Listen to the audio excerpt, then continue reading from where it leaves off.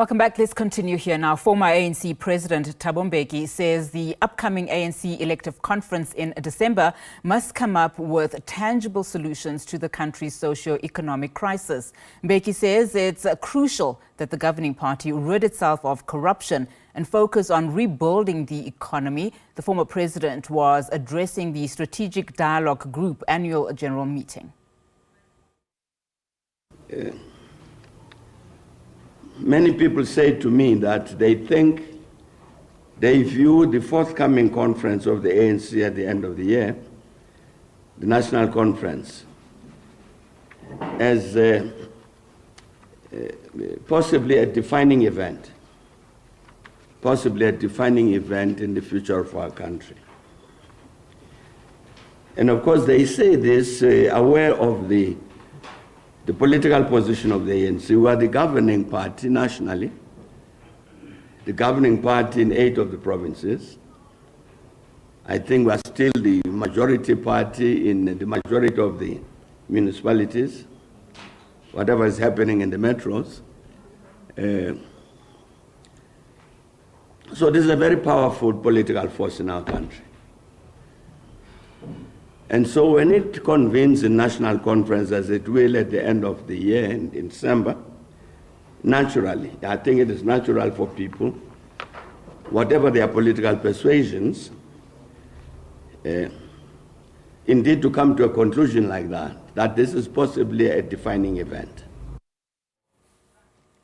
Now, on issues of safety and security, Mbeki said the police were missing in action during the July unrest. Look at the matter of safety and security.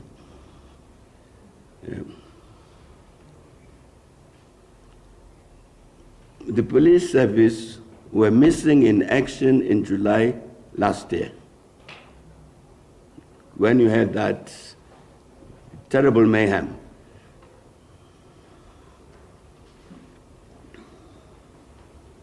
There was this unofficial strike earlier this year at Eskom, and all sorts of reports about what was happening there. Even roadblocks being set up so that workers don't come to work, all of that.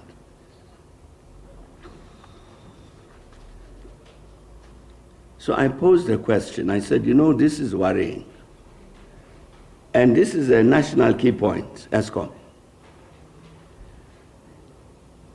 You have things going wrong. This strike, it was an illegal strike. But I'm talking about the things that were then done, which clearly are illegal. Out there in the open. Somebody comes and says to the workers, no, never mind, we're not on strike officially, but you're not allowed to go to work, so they block the roads. National key point. So I said, where were the police? We're now no longer talking about the July 2021, where there's a lot of trouble in KZN and in this province. This is restricted. All these power stations are fenced and all of that. Where were the police on a small matter like this? I'm talking about this Eskom. I haven't had an answer yet to that question. Because it communicates a message that there is something radically wrong with the police service.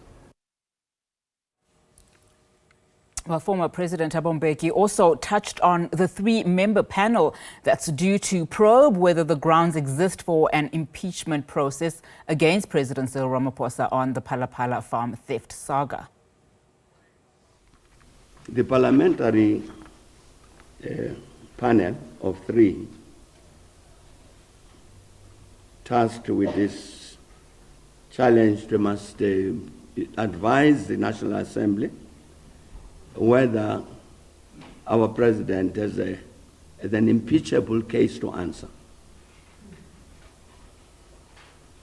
And as normal comrades know, they've given up to 30 days to do that, which means 30 days will run out sometime in the month of November. What happens if they say he's got a case to answer? What do we do? Bill?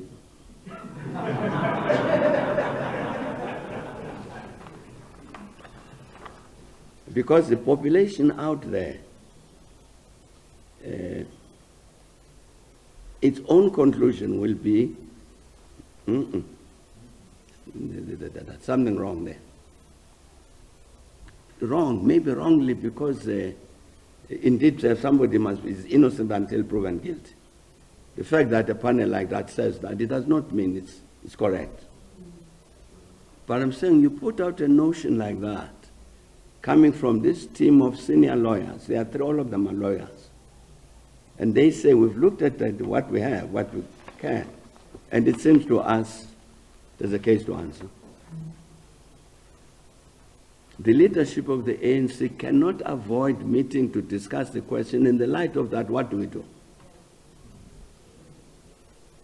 Do we say to the president, he must step aside? Or do we say, no, let it continue through the courts, through the parliamentary process? What's the impact of that on the ANC, in the public mind?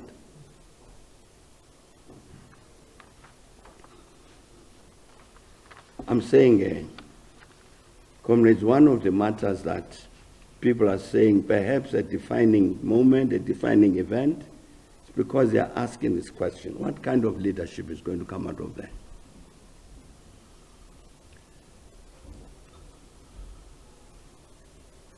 And a lot of that leadership that will come out of there are people who have been in the leadership already. So the public has a view about them. It might be mistaken or whatever it might be, but there's a view in the public there. That one is back again.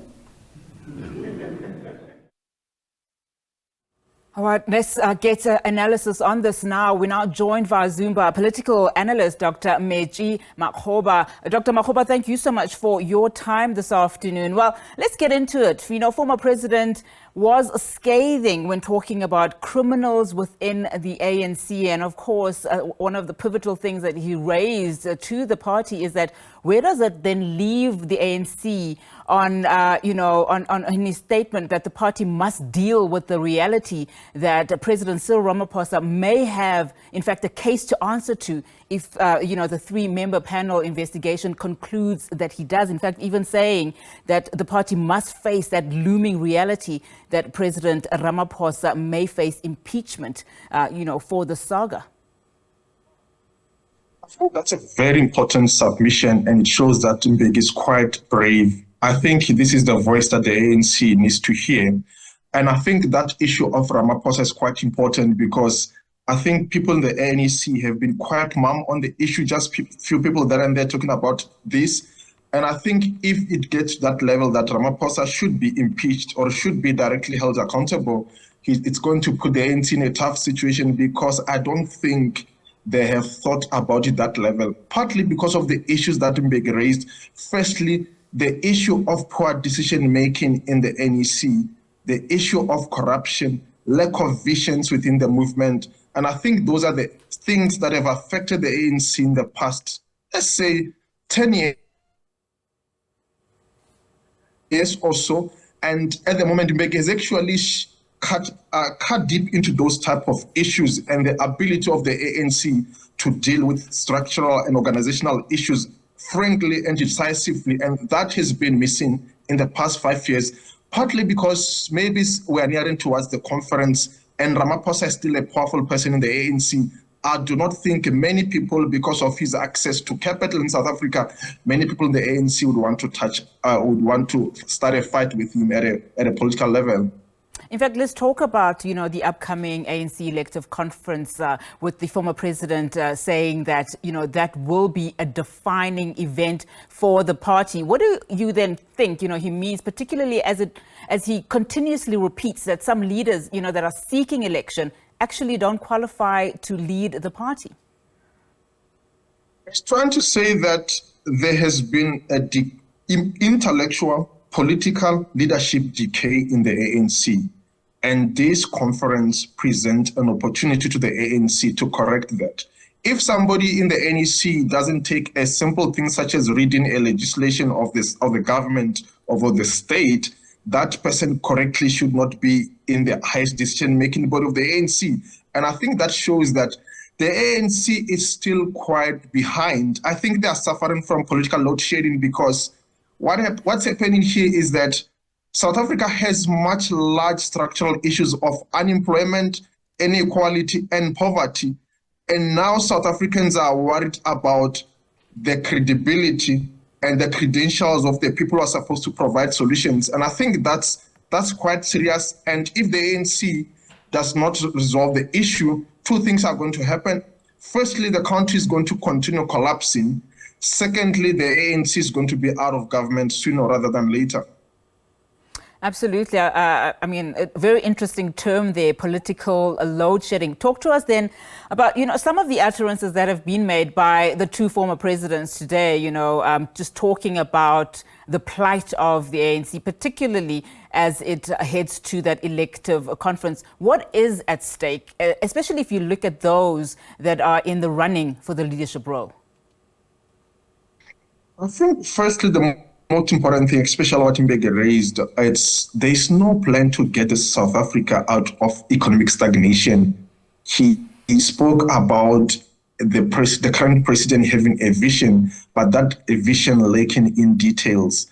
And that's very tragic because it shows that, as his brother once quoted, that the president leads with flow. There's no substance, there's no idea, there's no ideal. And I think that's what we're experiencing at the moment, that there's no any plan to get South Africa out of the situation. And that shows that actually this country is quite in trouble because it means that the world is suffering from the domination of global capitalism, which strives on the exploitation of workers, women, oppressed people. And if the ANC is not at challenging global capitalism in terms of finding alternatives, they are still struggling with issues of its members fighting for state resources, its members killing each other, its members struggling with basic things such as theorizing, intellectualizing government legislation, then it shows that this country is quite in trouble. And this is indeed a defining moment for the ANC. And if these things are corrected, which I doubt the ANC will ever correct them because this seems to be deep-seated issues.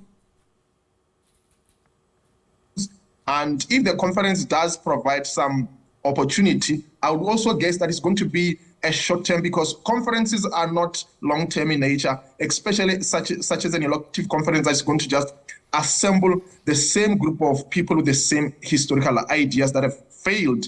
So this shows that the ANC is quite in trouble, and by extension, this country is in trouble. Very powerful. What do you make about his, statements that he made in relation to that electoral amendment bill that was just recently passed by the National Assembly? I mean, some of the things that he said is that he has it on good authority that some of the NEC members in the ANC don't even know also what it means and what the implications are. That's the tragedy we're talking about. There's a leadership crisis in the ANC. Members of the ANC can't do basic things such as reading documents. Maybe we can even extend this thing that they don't even read the ANC literature itself, because if somebody who is trusted at that level can't do basic things, why are they there in the first place? Because it means that when you say this is a highest decision-making body, it means that you have done a thorough vetting process of checking the leadership credentials of these people and linking that to what can they offer to the state, what they can offer in terms of development. Mbeki has summarized that discourse is quite absent. People can do basic things and they are busy saying, I'm available, elect me. Elect them for what? Which means it is going to link us to the issues of contestation over resources at the expense of chartering a vision for the country. And I think that's where the ANC is. The ANC is peopled by anti-intellectual leaders who have no capacity to occupy the position that they're occupying. And that means that people who are in the state could probably have the same skills crisis. If people can't read the legislation that is supposed to be guiding how they behave, how they do their work, it means that when you ask them to come up with complicated solutions such as ending load shedding, they will be wanting because they don't want to do basics.